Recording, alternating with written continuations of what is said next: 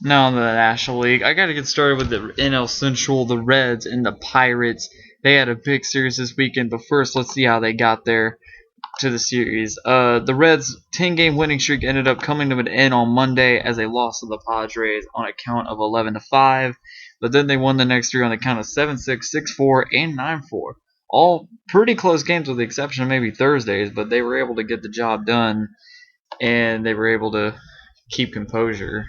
As for the Pirates, they got rocked the first game, 14-4, and then they ended up winning the next two, which set up for the grand series that National League Central fans have been waiting for, the Pirates Reds 3-game series. John Latos was actually not only a great pitching hero, but a good hitting hero as he hit a 2-run home run to help silence the Pirates 3-0 in the first game. I did predict that one to win, as well as Saturday's game, as the Pirates did have the bats clicking. Unfortunately, it wasn't enough, as the Reds were able to squeeze away with a win 5-4, and John Broxham ended up with the win, and Chapman ended up getting 25th save of the season and his fourth of the week. But the game I did predict the Pirates would win, AJ Burnett came out firing, and he proved why he probably is their best pitcher they got. If not, he is their best pitcher they got. And they even started out there. It started out close at first, but the Pirates bat, he got a little run support, and it just built it up throughout time. And the Pirates did just enough to win 6-2. But however, the Reds were the ones with the last laugh, as they still have a lead over the Pirates, and they gained a game on them. So overall, the Pirates are still 4.5 games back, but they still have a wild card spot. Now, it should be noted that the Reds did pick up Jonathan Broxton, and I thought that was a huge acquisition because the more bullpen pitchers, the better. And he's proven himself time in and time out, and I think he's going to be a great acquisition for them. As for the Pirates, this is a big series. I know they were on the road, but I think they just need to make the playoffs, and they still got a wild card spot, and I think they'll still hold on to it throughout the season. The more I've seen them play, the more I see them succeed, and I think the Pirates really have a good shot. They will have a tough test against the Diamondbacks this week, but I think the Pirates will be okay. I really do. And as for the Reds, I know they're playing the Milwaukee Brewers, and they're also playing the Chicago Cubs this week. 3 games against the Brewers and 4 games against the Cubs, all on the road. So, but I think those are 2 road teams we're not too worried about. So I think the Reds are going to be all right. As for the Pirates, they have a little bit tougher, just a little bit though. They have 4 games against the Diamondbacks and 3 games against the Padres. So, and that about wraps those 2 teams up. As we look at the Cardinals and the Brewers, as the Cardinals capped off a 3-0 game as shown on ESPN, as well as sweeping the Milwaukee Brewers to get them within 2.5 games of a wild card spot. Now, the Cardinals, I think they have to win the wild card. Plain and simple. They're not going to win the division. I never really thought they could at the point, so it's going to have to be the wild card now. Unless they pull the miraculous comeback they did last year, but I just don't foresee it. And they also took 2 out of 3 from the Rockies. As for the Brewers, their sliding's just continuing, and I see no. Well, they'll end it, but I mean they're not making the playoffs this year. I think that's been known for a while, and they're pretty much shopping their teams out. They're just playing for the future, pretty much. And that's pretty much the state of the Central. As we go to the West, the NL West, the rocky one at best. It should be known that the Giants got Hunter Pence, the Dodgers got Shane Victorino, and Chris Johnson starts his Arizona Diamondback career. And it should be noted that Chris Johnson ended up hitting a grand slam in his D-backs debut against the Dodgers, and not only that, the Dodgers got swept by the Diamondbacks by 3 games. And this is why I said the Dodgers are not consistent. They're not. They're good one series, and they just flat out don't show up the next. And if you don't believe me, as you can see, the Dodgers swept the Cubs, which included today, where Hanley Ramirez drove in a game-winning double, which allowed the Dodgers to get a game-winning run in, and I just don't get it. The Dodgers, they appear to have the talent, and it also should be noted that the Dodgers also picked up Joe Blanton, who pitched pretty well today for the most part until a certain point. But and I think Joe Blanton will be he's got the experience, and I think he'll be a quality starter. He's not as good as he once was, but he's someone you can rely on certain situations. But anyway, as I was saying, the Dodgers, they appear to have the talent. I just don't see the consistency, and it's something that they need to work on if they really want to make a push for the playoffs. And I just have to see it. And I mean, I want to believe they would make the playoffs, but I don't think they. But if they don't show consistency, you know what I mean? It's gonna be tough. As for the Giants, they didn't really do much better than the Dodgers. They only won 1 out of 4 against the New York Mets. I find that a little bit of a shock. The only win came from Tim Lincecum. I figure they win that, but even Matt Cain didn't even pull away a win. He pitched great, but they still lost 2-1. I think the Giants blew an opportunity of their own. They had a good enough series that they can increase the lead on, but they blew it, and then they got blown out on Thursday 9-1. But the Giants did, however, sweep the Rockies on the road, and they won 16-4, 11-6, and 8-3. But however, the Dodgers swept the Cubs, and it didn't really gain anything. So at the end of it, they're still only about a game up on the Dodgers after all that. So I guess that's the good news, is that San Francisco is up, or excuse me, it's not even a game, it's half a game. But either way, at least the Giants can say they still have the lead. But the bad news is it ain't. It's not where it should be.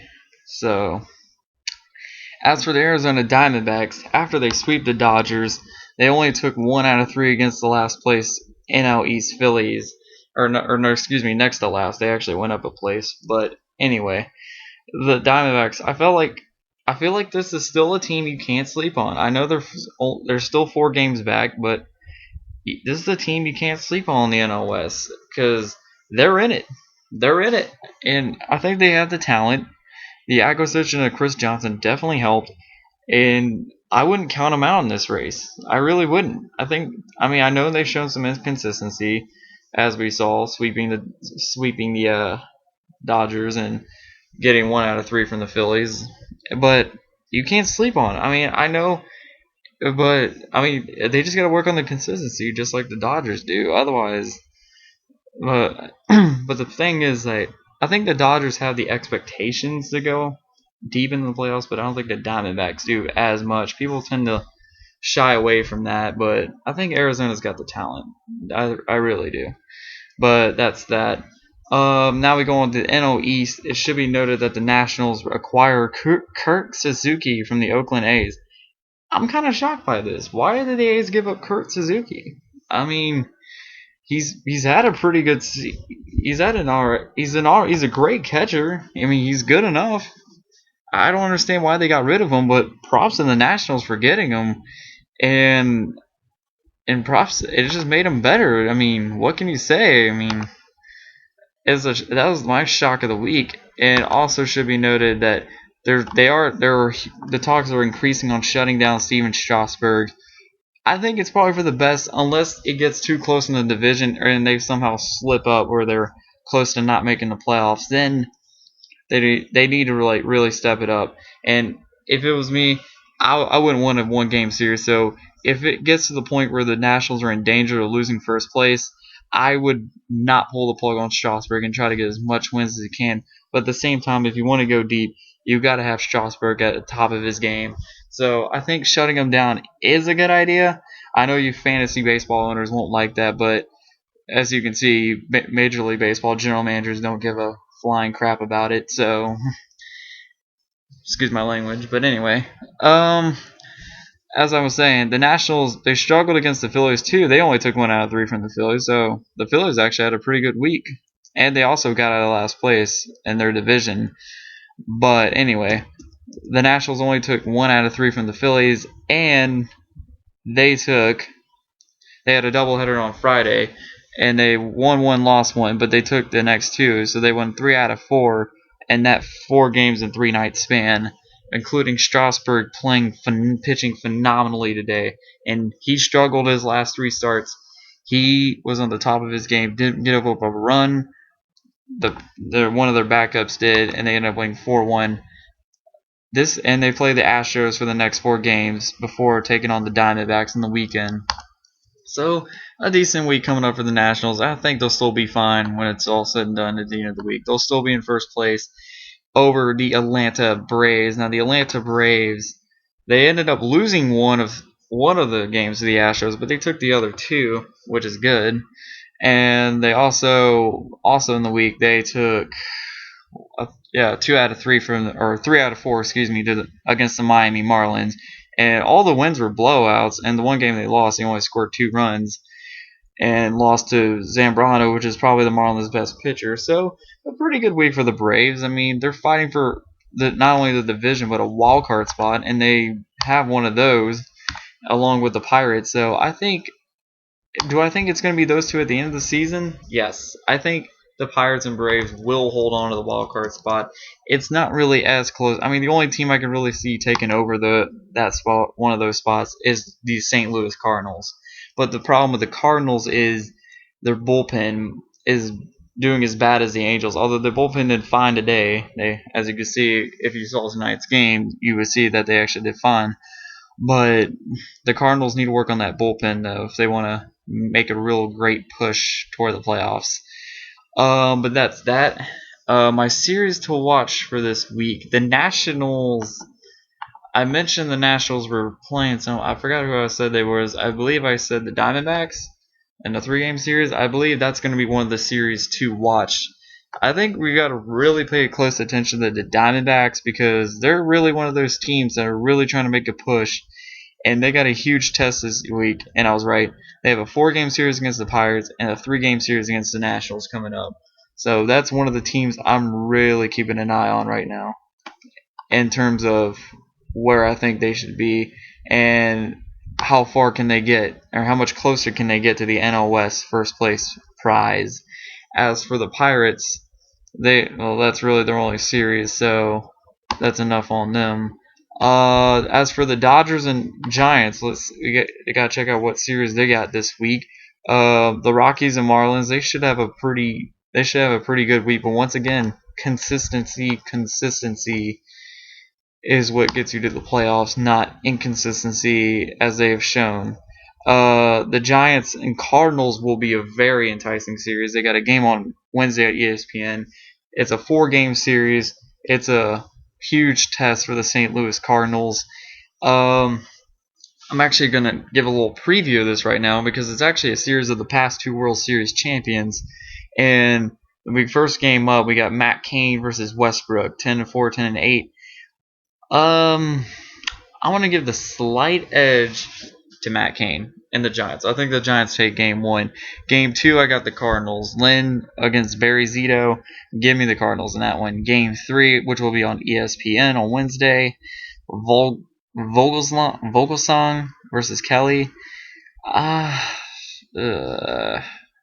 I think I'm going to lean toward the Giants in that one, and I think the Cardinals will take Game 4 on Thursday, Adam Wainwright versus Bumgarner. I think Adam Wainwright will get it together and win that one, so it'll be a 2-2 split, in my opinion. But that's essentially it for the National League. Be sure to come back next week as I preview it all again. I am out.